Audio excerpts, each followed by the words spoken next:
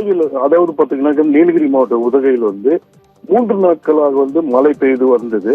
இந்நிலையில பார்த்தோம்னாக்கா இன்று அதி கனமழை பெய்தது.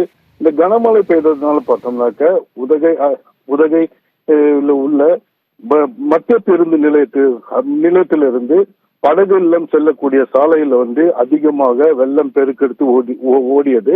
இதனால பார்த்தோம்னாக்க அந்த வழியாக செல்லக்கூடிய வாகனங்கள் வெள்ளத்தில் தத்தளித்த நிலை காணப்பட்டது. உடனடியாக அந்த பகுதிக்கு நகராட்சி ஊழியர்கள் அந்த வெள்ளத்தை அந்த கால்வாயை சீரமைக்கும் பணியில் தற்போது ஈடுபட்டு வருகின்றனர்.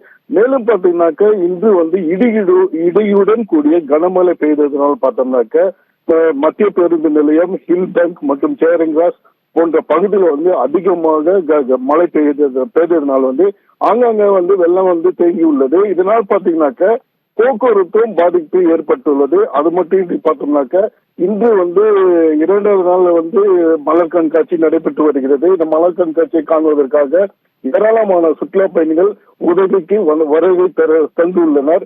இந்நிலையில பார்த்தோம்னாக்க கிட்டத்தட்ட ஒரு 1/2 மணி நேரம் போக்குவரத்தும் பாதிப்பு, சுற்றுலா பயணிகளும் அங்கே நிற்கக்கூடிய சூழ்நிலை உருவாகி வந்தது.